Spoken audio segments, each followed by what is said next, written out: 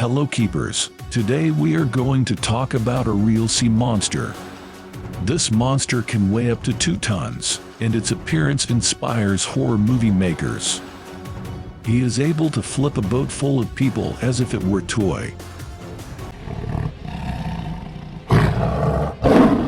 Whale horse, walking on his teeth. That is how the word walrus is translated from Latin. I think it's clear why I call him a whale. But what does it have to do with a horse? It has to do with the fact that it can swim very fast for its size, up to 13 miles per hour. Externally, walrus is almost impossible to confuse with anyone else. It has a huge body weighing up to 2 tons, powerful fangs up to 1 meter long, and incredibly thick skin, as well as antennae. But this is a Pacific subspecies. The Atlantic is not as formidable and has modest tusks. A walrus has up to 10 centimeters of skin thickness and a 15 centimeter layer of fat under the skin.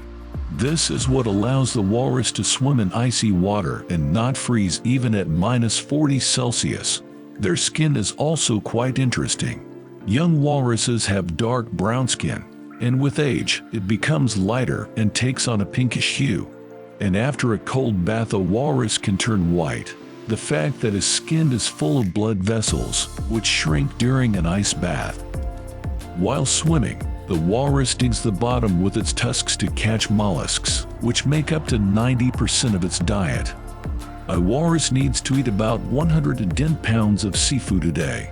That's why it takes him quite a long time to get food.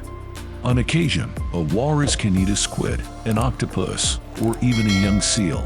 But it happens quite rarely and only from a strong hunger. And if the hunter gets tired, he does not need to get out of the water, just inflate the lifeline. A walrus has special bags around its neck, in which it draws air and stays on the water.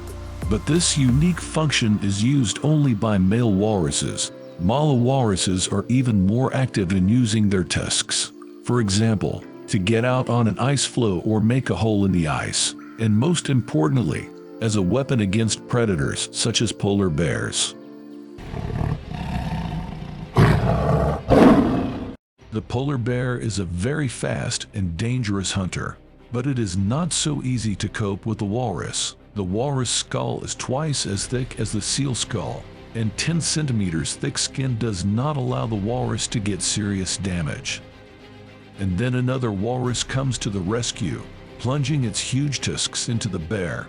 The bear's almost 1 meter long tusks pierce his paw and he can no longer resist. Unfortunately, it was his last hunt. But sometimes polar bears get crafty. They climb up on rocks and drop stones on walrus rookeries. Walruses also like to climb higher, but it is very dangerous due to global warming. The ice cover has disappeared in many places. The descent to the sea goes over sharp rocks, and because walruses like to rest in large groups in such places, there is a crush, and walruses fall down from the rocks. In addition, their herds are also brutal, especially during the breeding season. Because of the lack of females, there is competition among the males.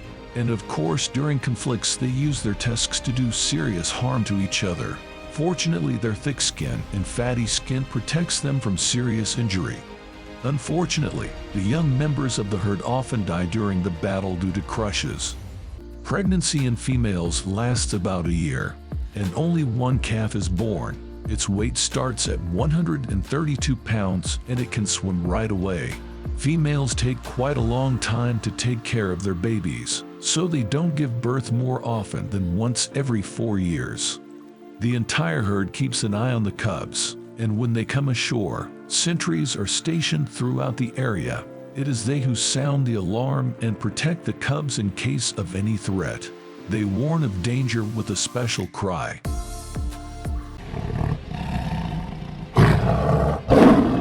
Needless to say, researchers need to stay away from walruses. They often mistake boats for enemies and attack them. Another thing is walruses that grew up in captivity. Such walruses are noted for their malleable temperament and docility to training.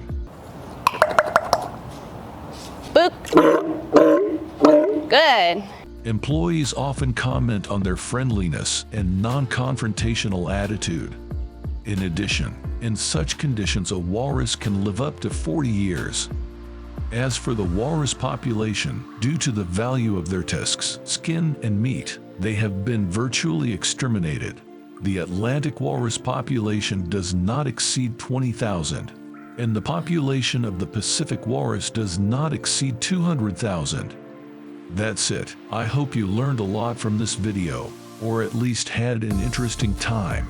Please subscribe to the channel, like, and write in the comments who you want to see in the next video.